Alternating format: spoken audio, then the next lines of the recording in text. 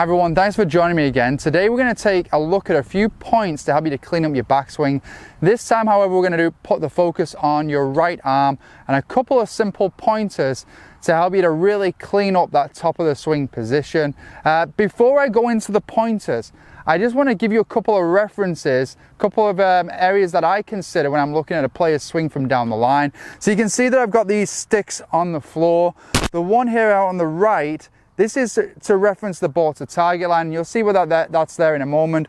And this stick here, as usual, is pretty much for your body line. It's something to help you to line your body to the target or parallel to your target line. Okay, so the reason I've got these here at the moment is just to give you a visual of how the different segments tie together throughout the backswing. So if I set up and if a player sent me a swing video and I'm looking down the line, you'll notice here that one I'll stop at the left arm parallel to the floor or lead arm parallel to the floor position and just check where the butt of the club is pointing. So you can see here when I've done mine, it's somewhere pointing around the ball to target line. So that's a nice little reference. If you like mirror drills, this is a great little couple of points, couple of references for you as well. Also, to accompany it pointing ball to target line, the shaft intersecting somewhere around the right shoulder.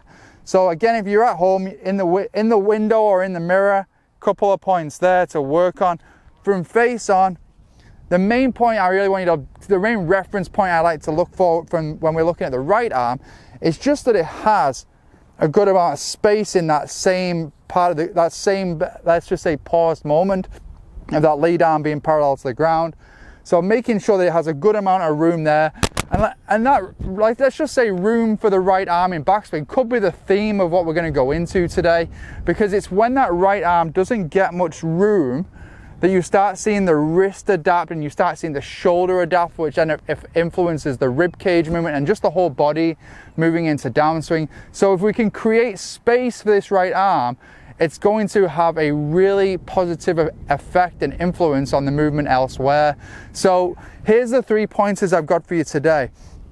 So first of all, in your takeaway, we want to see the right arm, or the right hand, should I say, past the elbow in that first move here.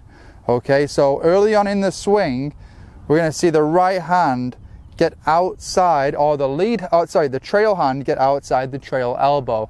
So that is point number 1.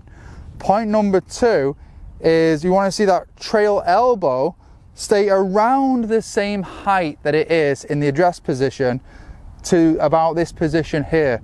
So you'll notice that it's not really moving upward a lot. And that's just one common flaw I see in many players. In that first part of the swing, the hands will move up and the right elbow will get pushed up as well. So keeping just that awareness of the right elbow not really moving up and the hands getting outside of it from the face on view is a couple of really helpful keys I found for a lot of players.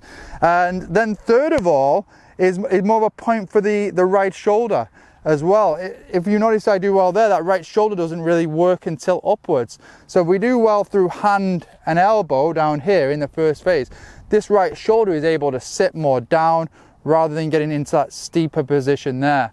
Okay, so they're the points from face on there around that area there. And then just going back to the space, if we do that and we get like a nice reach across this lead side here and just have that awareness on creating the space, trying to keep the hands as far away from the body, but without that body, if you use the stick here, without my body being pulled off the ball. So good there in the first move, good with the hands, good with the elbow, right shoulder sat down, and then moving into that position, creating a nice amount of space. So we've got a lot of room for this right side, this right arm and this right side. Okay, so I'm just gonna move this now, and I'm just gonna show you how I would typically work through this if I was working on it myself or with a player. So once again, I'm off the tee. When I'm working on movement, I like the awareness to just be able to put it 100% on the movement. So, and it's not that I'll always hit off the tee, but if I want to be able to move to this position here and be able to hold it for a little bit, then I just might want to make it a little bit easier for when I want to move through, because like the objective of this is to get comfortable and get aware of how I could move in swing. So nice and slow in the takeaway, so I can feel my hands past the elbow. I can feel my elbow being in that spot that I want it to be. And then from there, like a nice amount of room, and I feel like I'm not moving off the ball. So there's a lot of things that I'm doing there from a feel standpoint. So the actual contact with the ball is not really a focus of mine right now. So just obviously, as always, setting it well. Hands past the elbow, nice and wide, pause, and then just move through.